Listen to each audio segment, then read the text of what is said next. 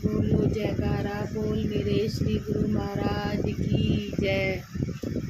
आनंद भवन शिमला। आपकी मौज कई मौजों का भंडार थी। आपने क्या क्या किया और क्या करना चाहते थे इसका अनुमान लगाना कठिन है।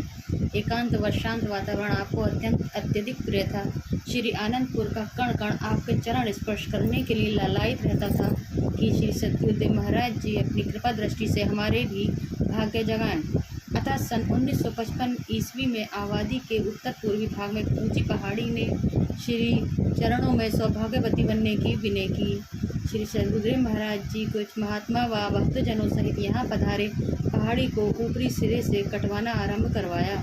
यहाँ पर कुछ महात्मा जन, भक्तजन व प्रेमी जिज्ञासु इस सेवा में सम्मिलित होते और रात्रि को कुछ एक को छोड़कर वापस घर लौट आते थे। इसी समय में जब भी आनंद भवन शिमला को आबाद किया जा रहा था, एक बार सद्गुरुदेव महाराज जी वहाँ महुआ के पेड़ के नीचे पलंग पर विराजमान थे।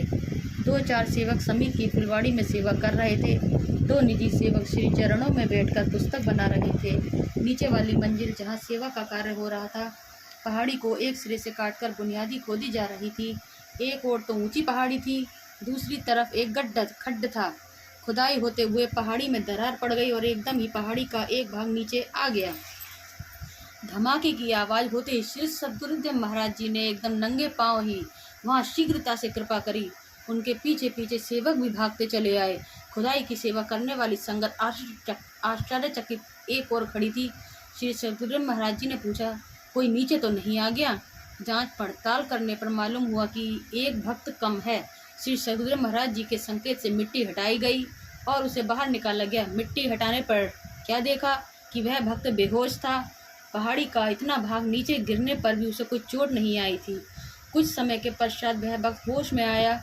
उस भक्त से पूछने पर उसने बताया कि जब पहाड़ी मेरे ऊपर गिरी तो श्री सद्गुरुदेव महाराज जी भागते हुए आए और उन्होंने मुझे अपनी गोद में ले लिया। इसके बाद मुझे कुछ पता न चला।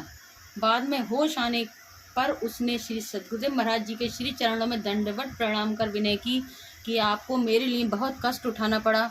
सब संगत प्रसन्नता में जयकारे बोलने लगी। सब संगत ने उस समय कहा कि धन्य है श्री सद्गुरुदेव महाराज जी जो सदा अपने भक्तों की रक्षा करते हैं। इस पहाड़ी के एक ओर चढ़ने के लिए ढलान का मार्ग, दूसरी ओर से सीढ़ियां बनवाई।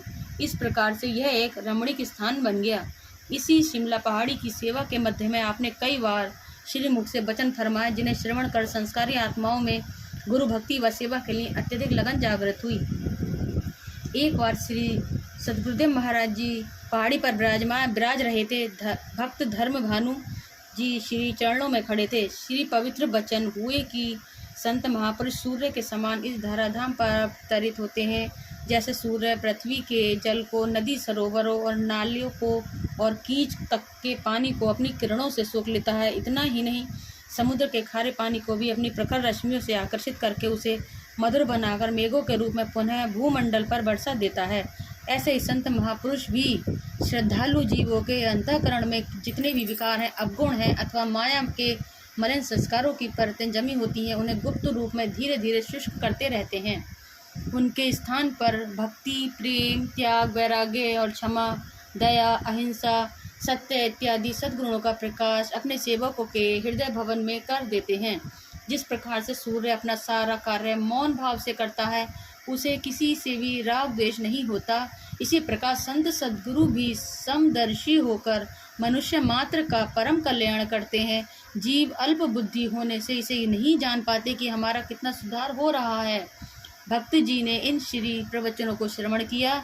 उनके हृदय में श्री सद्गुरुदेव महाराज जी के श्री चरणों के प्रति पहले से भी अधिक प्रेम तरंगित हो गया और उन्होंने श्री दरबार की सेवा को बड़े हित चित्त व सतर्कता से अंतिम समय तक निभाया।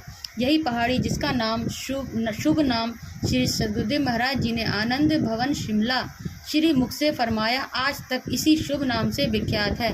बोलो जयकारा बोल मेरे श्री गुरु महाराज की जय।